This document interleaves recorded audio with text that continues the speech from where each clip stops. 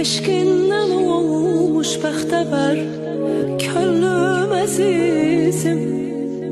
Sənə fəda olsun mənim ömrüm əzizim. Eşkindən olmuş bəxtəvər könlüm əzizim. Sənə fəda olsun mənim ömrüm əzizim. Şükürler olsun uca Rabbime, seni yaradı yazıp bəxtimə.